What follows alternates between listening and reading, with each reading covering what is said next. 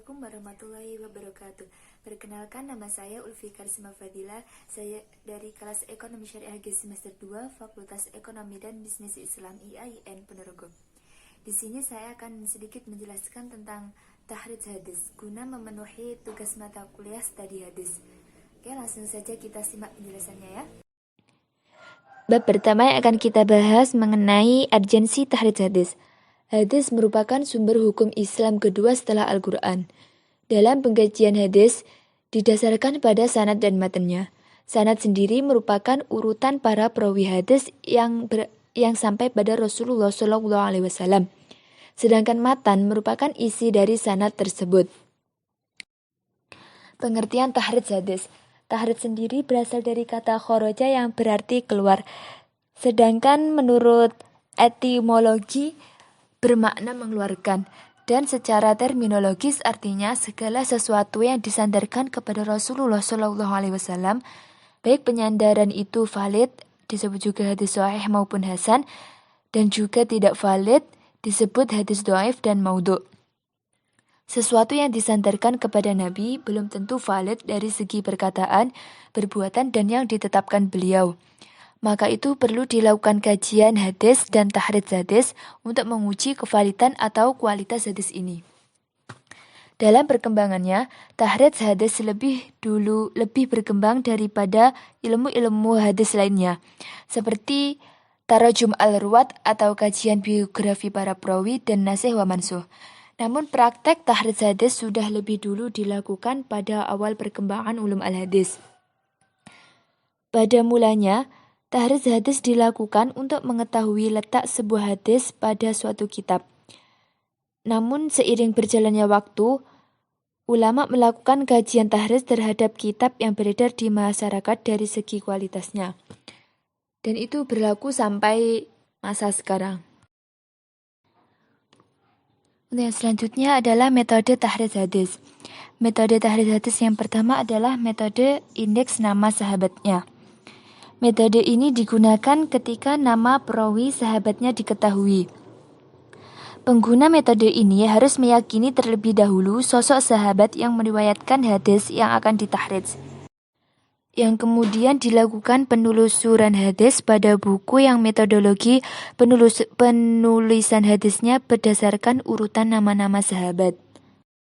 Untuk metode yang kedua adalah metode kata pertama dalam matan. Metode ini digunakan ketika kita mengetahui dengan pasti ungkapan awal dari matan hadis. Metode yang ketiga adalah metode indeks kata. Metode ini digunakan dengan cara mencari kata-kata yang menjadi kata kunci dalam indeks kata. Yang dimaksud dengan kata kunci di sini adalah kata yang terdapat dalam matan hadis dan tidak banyak digunakan dalam ungkapan sehari-hari. Metode yang selanjutnya adalah metode tematis hadis.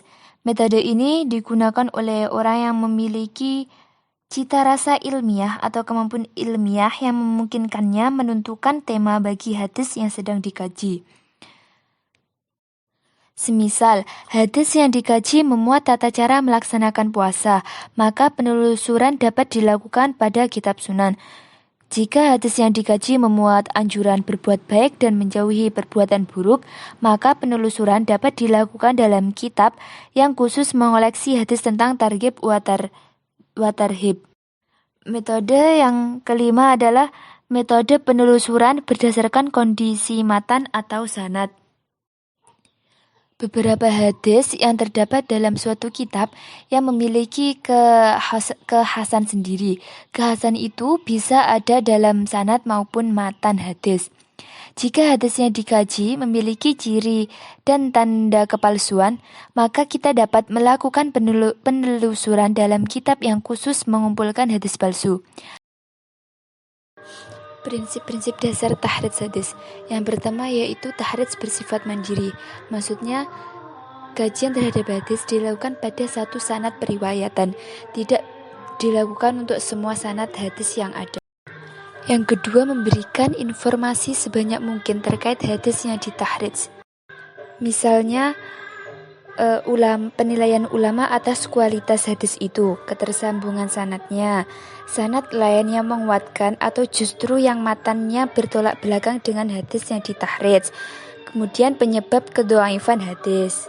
Yang ketiga, sebuah hadis sering diriwayatkan lebih dari satu orang sahabat. Ketika seseorang melakukan penahrijan hadis dengan ketentuan bahwa hadis tersebut diriwayatkan oleh sahabat fulan, misalnya Abu Hurairah, maka hadis yang dikaji harus memiliki sahabat itu dalam mata rantainya.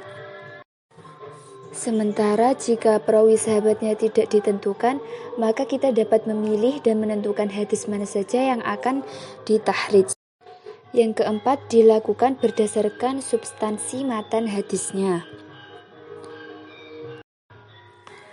Artinya, mungkin kita akan mendapati beberapa sanad hadis yang maknanya sama sesuai dengan yang kita kaji, sementara matannya berbeda atau sebagian ada yang matannya diringkas. Yang kemudian dilakukan terhadap sebuah riwayat. Penilaian hadis ini diberikan kepada riwayat itu. Maka kita dapat menyebutnya bahwa hadis itu sahih dengan sanadnya atau hadis itu dhaif dengan sanadnya. Sementara itu, untuk memberikan penilaian terhadap sebuah hadis, maka perlu kajian lanjutan untuk mengetahui apakah ada riwayat lain yang bertolak belakang atau ada fakta yang kuat, data sejarah yang tidak terbantahkan, dan logika atau nalar akal yang menyatakan hal yang berbeda. Yang selanjutnya, penilaian terhadap seorang rawi merupakan ijtihad. Penilaian ini didasarkan data biografi yang tersebar dalam literatur biografi perawi. Di sini yang menjadi perbedaan pendapat di kalangan ulama adalah seputar kualitas seorang perawi. Maka penggunaan kaidah jarh wa ta'dil dengan proporsional dapat membantu kita dalam menentukan kualitas seorang perawi. Bab terakhir adalah manfaat tahridz hadis. Manfaat tahridz hadis yang pertama, mengetahui letak hadis yang dikaji pada sumber-sumber terpercaya. Yang kedua, mengetahui sahih tidaknya suatu hadis yang dinilai dari ungkapan dan perbuatannya. Ketiga, mengetahui kualitas hadis. Keempat, mengetahui kondisi para perawi hadis dan kejelasan identitas maupun kualitas perawi. Mungkin cukup sekian apa yang dapat saya sampaikan. Apabila ada kesalahan kata ataupun video yang saya buat, saya mohon maaf. Akhirul kata, wassalamualaikum warahmatullahi wabarakatuh.